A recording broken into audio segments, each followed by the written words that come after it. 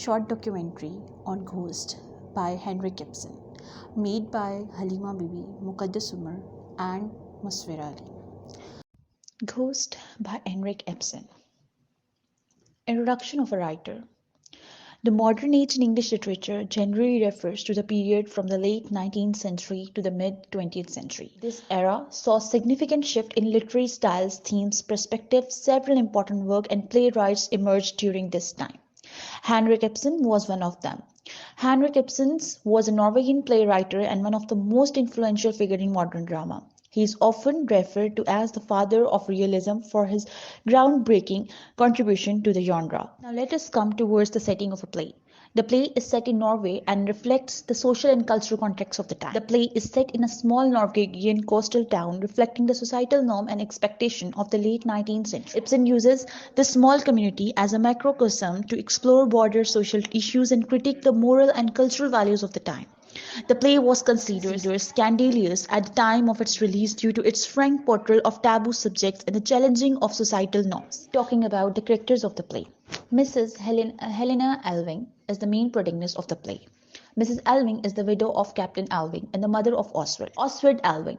Oswald is Mrs. Alving's son. He is an artist who returns home from Paris. Pastor Manders. Pastor Manders is a clergyman and a close friend of Mrs. Alving. He embodied conservative and conventional societal values. Regina Engström. Regina is the maid in Alving's household. She is the daughter of Jacob Engström. Jacob is a carpenter and the father of Regina. He has somewhat ambiguous and scheming nature. We now shift our focus to the play's underlying themes. First we have is individualism.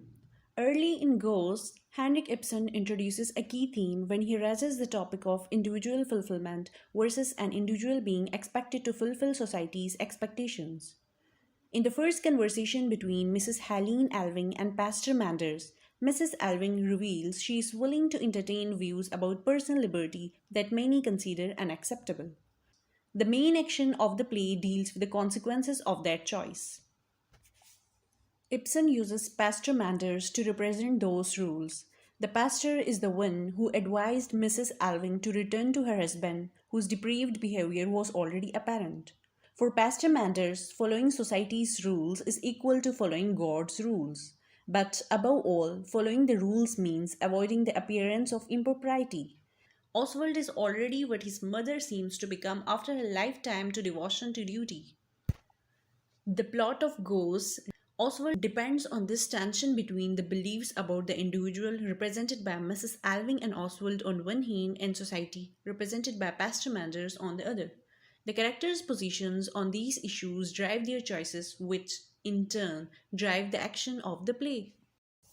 Consequences. The theme of consequences runs throughout Ghost as Ibsen drives home the idea that the past can affect and even determine the future. Mrs. Alving, her personal history, and the effect it has had on her life and others are at the center of unfolding action.